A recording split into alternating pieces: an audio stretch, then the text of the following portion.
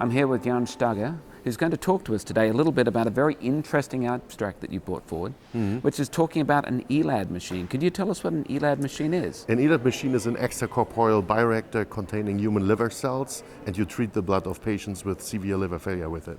So that basically means that you put liver cells into a machine and then put blood through that machine and filter it with these liver cells to clean it. That is correct. And you've done a study in this, which is very interesting. And what was the disease that you looked at? The disease we looked at was severe alcoholic hepatitis, especially because the mortality is high and those patients do not receive early transplantations. And by severe, these people had a discriminant function greater than 32?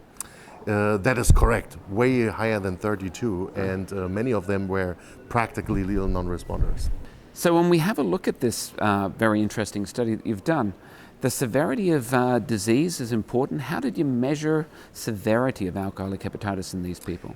We measured severity first by assessing the MELD score, including the INR, creatinine, and the bilirubin, and also the discriminant function. So the expected mortality in that population was around 50%. So half the people would have died, and when you gave them the therapy, what was the finding?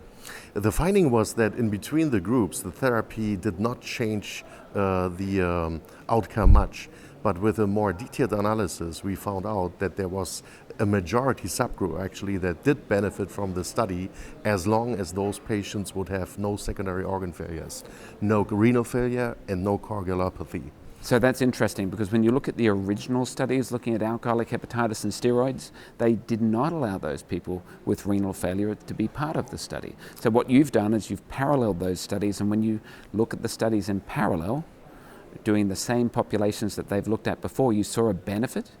That is absolutely correct. And we learned the same thing now. And that's why in the follow-up study that we do now, the pivotal multi-center study, we are excluding those patients with severe coagulopathy, secondary renal failure, and we expect a better outcome. So when you design this study, what is it you're trying to prove? You're trying to prove that this therapy alone or this therapy plus prednisone is of benefit, which was another therapy for alcoholic hepatitis? That is correct. What we want to proof is that this therapy, in combination with any best standard of care, including prednisone where it's indicated, and including where prednisone is contraindicated, because some patients have contraindications, will result in a better survival in a study like that. Now this is very, very important information, because alcoholic hepatitis, as you talk about, has a mortality of greater than 50% at 90 days in this population that you looked at, and what you're seeking to do is to change that and save more lives. That is correct, and it's of relevance for liver transplantation,